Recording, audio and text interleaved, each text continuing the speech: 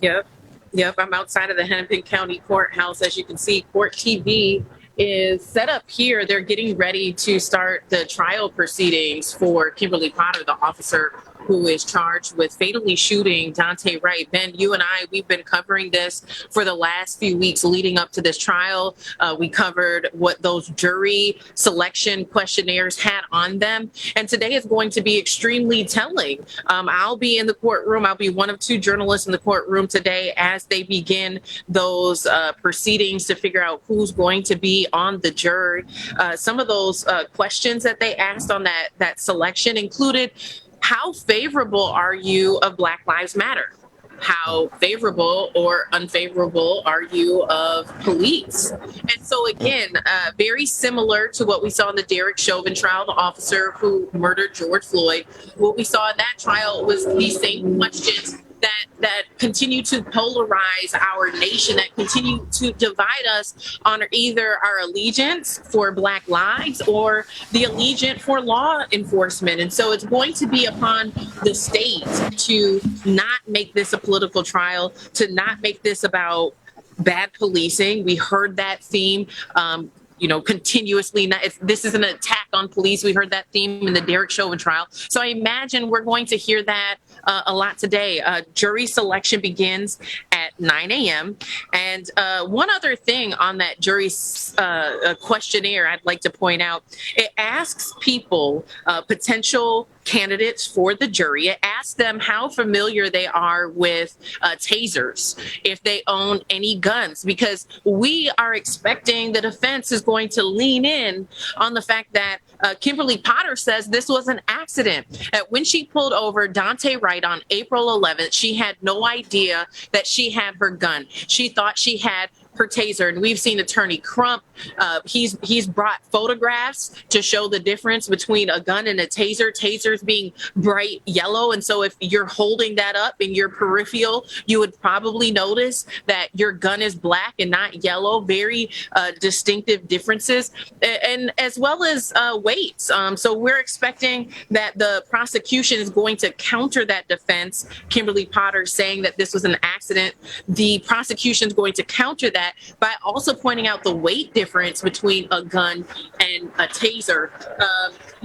As we think about going into this trial, we're going to be here for several weeks. There is no National Guard presence like there was for the Derek Chauvin trial. There is no huge fence surrounding the building. And so we're not anticipating that there's going to be as much action outside of the courtroom. However, the family of Daunte Wright has been very clear in calling for the community to stand with them in solidarity, to help them demand for justice. We know around 9 a.m. Central Time, 10 a.m. Eastern, there's going to be some protesting that's going to happen outside of the courtroom. And then again this evening from 4 to 6. So we're going to continue to follow what's happening, not only in the courtroom, but what's happening here in the community, out in the streets. We heard from Daunte Wright's mother yesterday, along with some other relatives and community leaders, about this trial. Yes, it's a pursuit for justice, they said, but they don't feel like they'll ever get justice, because true justice would be Daunte Wright still being here.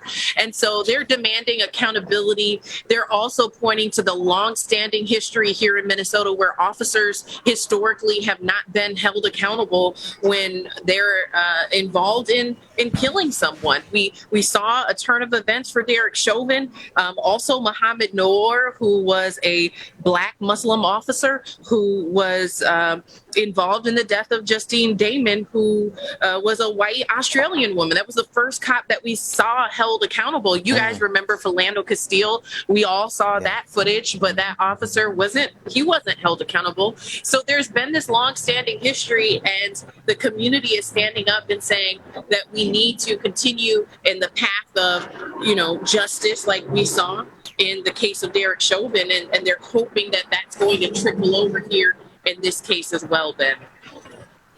George, I want to ask, lean into one of the questions or one of the things that you brought to our attention. I think it's fascinating that they are asking about gun ownership and then simultaneously asking about their stance on Black Lives Matter. What's the sentiment that you're getting from just around the lawyers that are participating, the community? Is this not kind of obvious that they're trying to stack the bench with people who are in favor of, I guess, what, the Second Amendment and oppose Black Lives Matter, or am I reading it wrong? No, I mean, I think that we're having those same thoughts and concerns as well. And it takes me back to mid-March of last year when, in Minnesota, there was snow, there was a blizzard happening. You had hundreds of people who came out here after the first or second week of the Derek Chauvin trial because they felt like there was not a fair jury selection process happening inside of the courtroom. And they didn't care if it was below zero. They didn't care if it was a blizzard. Everybody was watching. And so those same concerns are here. When you have questions like that, like, think about it. What Black person do you know that's going to say, oh, I'm very unfavorable of Black Lives Matter? What Black person do you know that's going to say that? And so if you're trying to find people to sit on this jury, maybe who are neutral, what does that say about your own humanity if you're a Black person and you're unfavorable of Black people, or you're neutral on that issue? Most Black people feel very strongly. And so is that going to automatically disqualify Black individuals from sitting on this jury?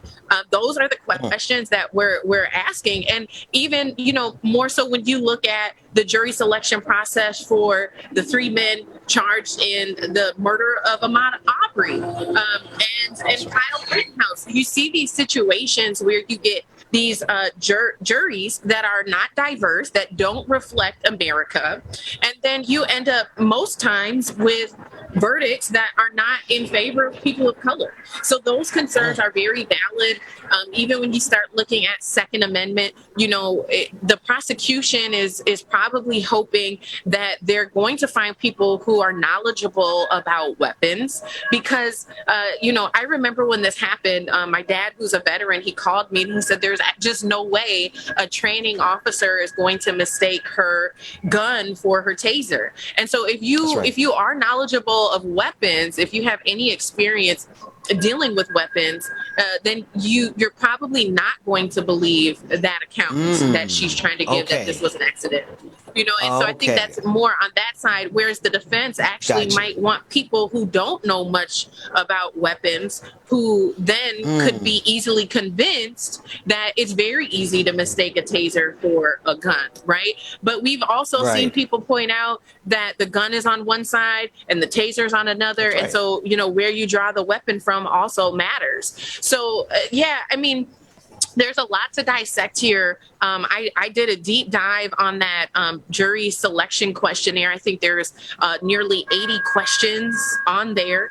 And we're going to see the defense go to bat for people they think are going to rule in their favor. And we're going to see the prosecution go to bat for people that they think will find Kimberly Potter guilty. That's a part of the process.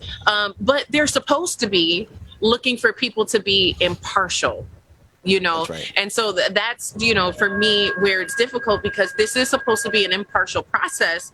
However, you're asking all these very impartial questions to see where people stand, and that can be used against jurors. And we saw that happen in the Derek Chauvin trial. We've seen that happen in recent trials where you have 11 white jurors and 1 Black juror. You get people who are disqualified for cultural values, things that are culturally specific. And so it's very telling to our jury selection process, and the fact that it really needs to be updated.